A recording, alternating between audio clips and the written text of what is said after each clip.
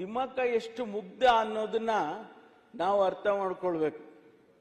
ರಾಷ್ಟ್ರಪತಿಯ ತಲೆ ಮೇಲೆ ಕೈ ಇಟ್ಟು ಬರ್ತಾರವ್ರು, ಅದು ಪ್ರೋಟೋಕಾಲ್ ಪ್ರಕಾರನೂ ಮಾಡಂಗಿಲ್ಲ.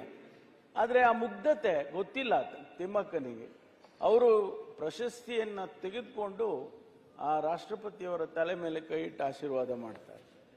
ಹಾಗಾಗಿ ಅಂತಹ ಸರಳ ವ್ಯಕ್ತಿ ಇವತ್ತು ನಮ್ಮನ್ನು ಅಗಲಿದ್ದಾರೆ. ಪ್ರತಿ ಸಾರಿ ಅವರು ಆಸ್ಪತ್ರೆಗೆ ಹೋದಾಗೆಲ್ಲ ನಾನು ಹೋಗಿ ನೋಡ್ಕೊಂಡು ಬರ್ತಿದ್ದೆ.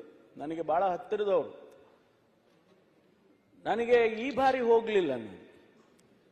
ಈ ಬಾರಿ ನನಗೆ ಸ್ವಲ್ಪ ಕೆಲಸದ ಒತ್ತಡ ಇತ್ತು, ಹೋಗಲಿಲ್ಲ. ಅವರ ಸಾಕು ಮಗ ಒಬ್ಬ ಉಮೇಶ್ ಅಂತ ಇದ್ದಾನೆ, ಅವನೇ ಅವ್ರನ್ನ ಎಲ್ಲ ನೋಡ್ಕೊಳ್ತಾ ಇದ್ದಿದ್ದು.